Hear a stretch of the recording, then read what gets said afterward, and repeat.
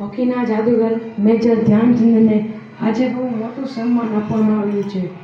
તેમના માનમાં 29 ઓગસ્ટને રાષ્ટ્રીય ખેલ દિવસ તરીકે પણ માનવામાં આવે છે. આ દિવસ તેમનો જન્મદિવસ છે. ધ્યાનચંદનો જન્મ 29 ઓગસ્ટ 1905ના દિવસે ઉત્તર પ્રદેશના અલ્હાબાદમાં કુશવાહ ક્ષત્રિય પરિવારમાં થયો હતો. તેઓ નાનપણથી ધ્યાનસિંહ તરીકે ઓળખાતા હતા. મૂળ ધ્યાનસિંહ તરીકે ઓળખાતા ધ્યાનચંદની ઊંચાઈ 5 ફૂટ અને 7 ઇંચ હતી. તેઓ 16 વર્ષની ઉંમરે લશ્કરમાં જોડાયા હતા. આર્મીમાં જોડાયા પછી તેમને હોકી રમવામાં રસ જાગ્યો હતો. પહેલા 3 ઓલિમ્પિક ગોલ્ડમાં ધ્યાનચંદનું મોટું યોગદાન. ઓલિમ્પિક્સમાં હોકીની સ્પર્ધા 1908થી યોજાય છે, પરંતુ એ વર્ષથી એમાં ભારતીય ટીમનું કોઈ અસ્તિત્વ જ ન હતું. દર વખતે ગ્રેટ બ્રિટનની ટીમ ગોલ્ડ મેડલ જીતતી હતી.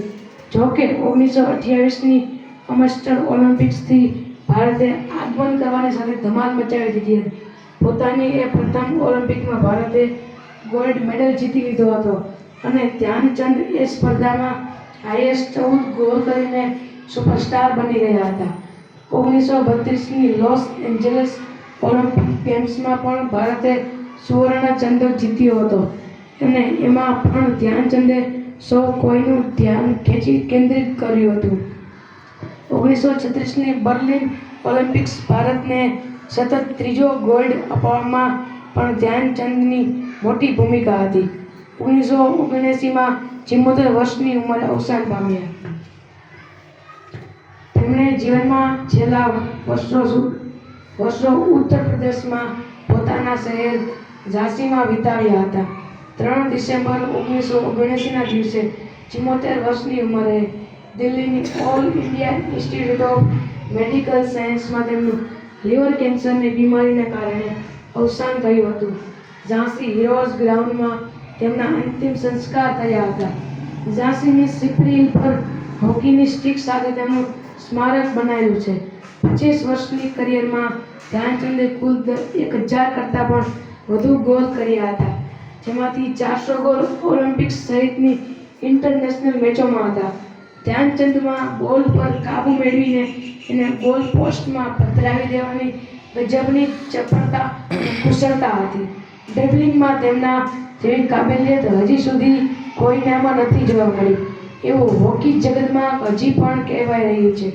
1936માં બર્લિન ઓલિમ્પિક્સમાં ભારતની જર્મની સામે ફાઇનલ વખતે જર્મન શાસક એડોલ્ફ હિટલર 40,000 પ્રેક્ષકોની વચ્ચે બેઠા હતા.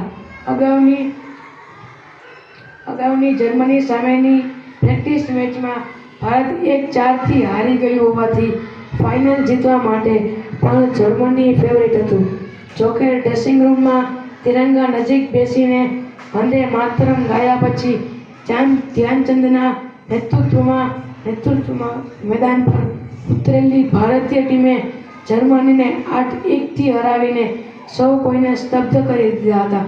એ 8માંથી 3 ગોલ હેટ્રિક ધ્યાનચંદે કર્યા હતા. કહેવાય છે કે હિટલર 1936ની બર્લિન ઓલિમ્પિક્સ દરમિયાન ધ્યાનચંદની કુશળતાથી એટલા બધા પ્રભાવિત થયા હતા કે તેમણે ધ્યાનચંદને જર્મન નાગરિકત્વ અને જર્મન લશ્કરમાં હોદ્દાની ઓફર કરી હતી. જોકે તેમણે એ ઓફરનો હસતા ચહેરે અસ્વીકાર કર્યો હતો.